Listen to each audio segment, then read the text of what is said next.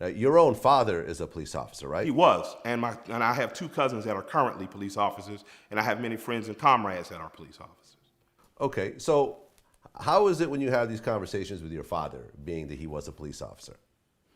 Some are easy, some are hard. We disagree on some stuff, we agree on other stuff. What we do agree on is that it's difficult for black men, very difficult for black men. What we disagree sometimes is on the way to push back. You know, my father's taught me from a very early age. You say yes, sir, you say no, sir, you survive the encounter, and you worry about the other stuff on the other side. You know what I'm saying? But with that said, you know, sometimes I'm about the pushback. I'm about the activists. And, you know, I'm someone's child. You know, my father doesn't want to see anything happen to me, you know, so he's very cautious in that. But my father's brave. He's a warrior for what's right. He isn't, you know, he isn't going to advocate against what's right. You know, he never has. And I encourage all police officers, man, there are a lot of good cops out here, you know, and what I mean is there was just a police officer who was killed, man. His brother's one of the more famous club owners in the city. He was killed on the south side in Clayton, and you should have seen the outpouring of dudes from the streets that knew him. Dudes were just like, I went to high school, he caught me cutting, he didn't bust me, he took me back to school, he covered for me. That's a police officer. That's not a paramilitary agent occupying a neighborhood. And you know, the difference is a police officer would have engaged Eric Garner in a much different way than a terrorist force that's occupying a neighborhood. A police officer engages a community that he knows because a police officer is supported by policy, by politicians that put two cops in a car so that cops can actually get out. If you want to see a police officer, Google Tommy Norman in North Little Rock. That's a police officer. That's not a paramilitary agent set to occupy a people to protect business from that people, you know? So my dad was a police officer. My cousins are police officers. I am in strong support of police officers. I am in strong disagreement with arming and making police precincts paramilitary organizations that simply occupy whatever place they occupy for 8 hours and then they pack up and they go home. Did you know Bankroll Fresh? I did not know him. I know of him. I was extremely impressed by him. I had just bought a brand new vert. I picked up my son and my little boy from school, and we rode around listening to Bankroll not even 2-3 weeks ago, and I was just damn proud. So I'm very sad to hear about what happened the other night, man. Yeah, I mean, he was killed, I guess, in front of a studio. Yeah, from what I hear, all I know is what I've seen on the news. I just got home. Right. I've been on the road, so. Well, there were like 50 plus shell casings found at the scene of the crime. I mean, what do you think? And you live in Atlanta yourself, right? Yeah, I do. How do you feel when something like this happens in Atlanta? I mean, you're not talking about a stray shot. You're talking about someone unloaded probably automatic weapons or loaded and reloaded to have this level of violence. Well, we don't know that. City. You know, we don't know that. When you hear 50 shell casings, your mind automatically goes to a movie, and you're like, oh, man, it's like the Terminator. When I hear 50 shell casings, I say, how many people were shooting?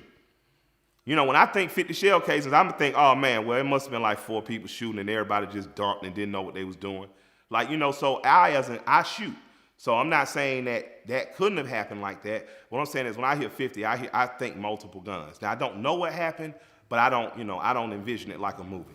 Okay, well, we're talking about multiple clips getting unloaded by at least one plus person.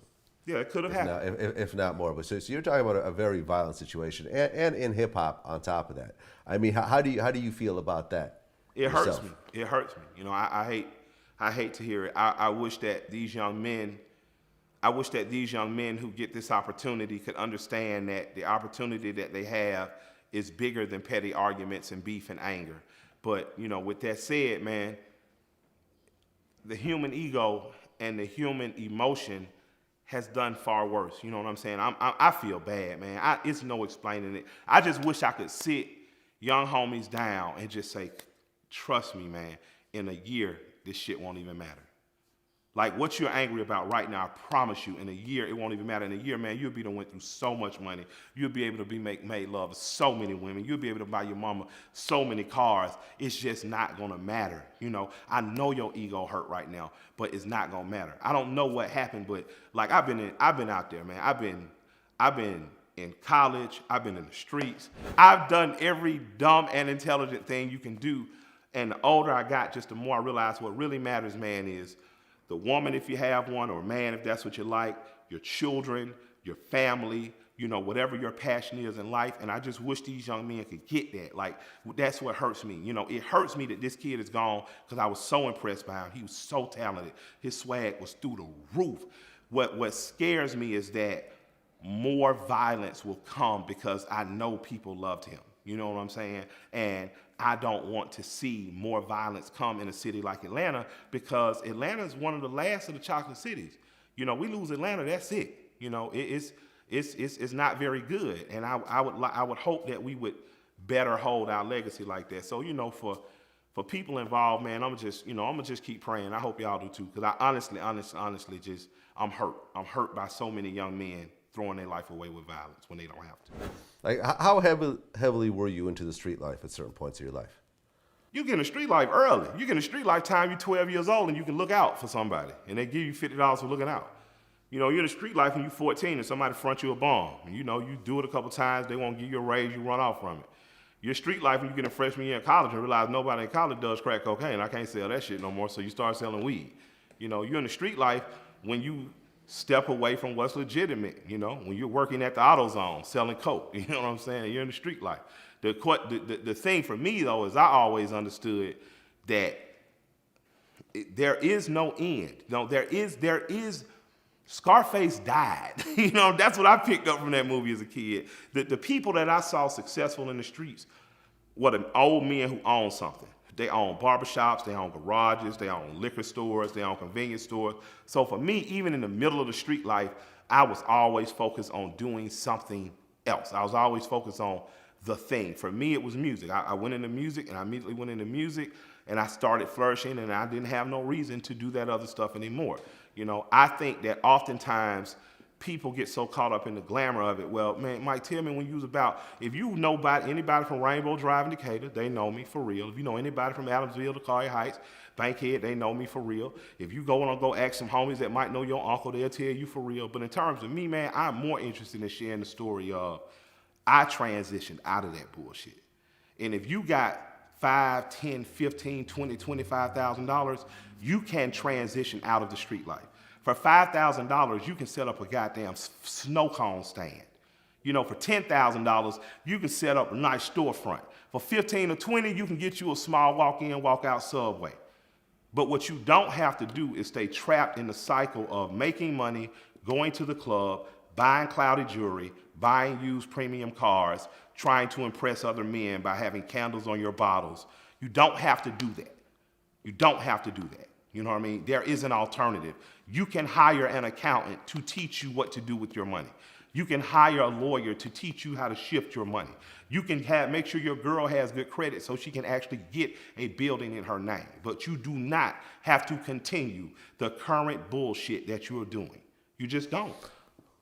Well, how was it for you doing crimes while your father?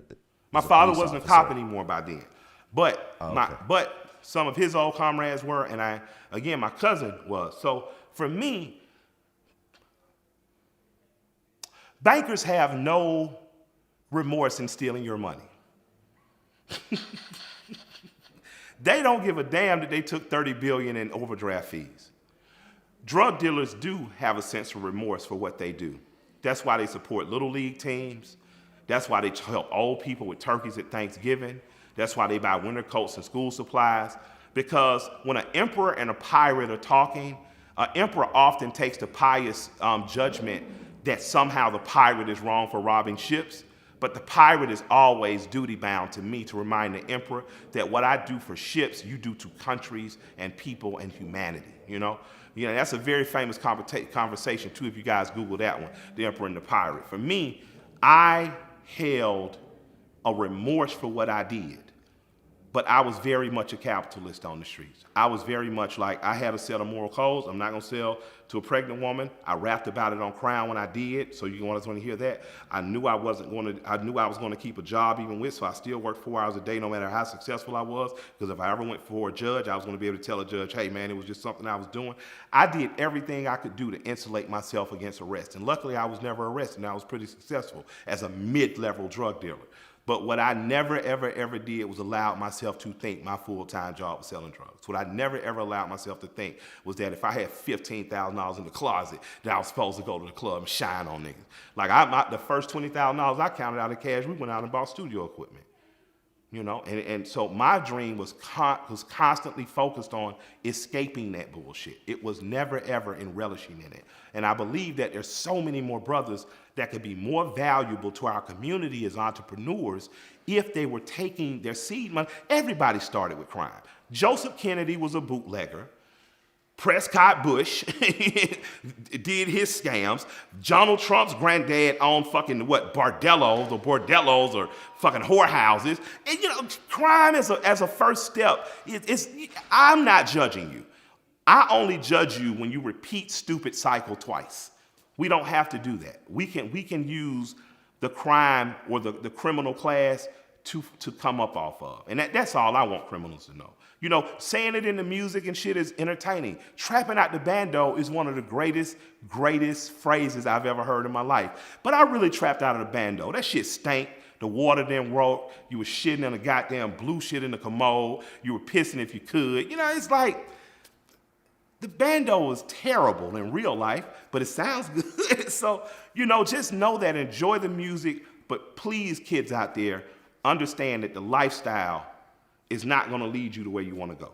You know, so if you are lucky enough to make some money from drugs,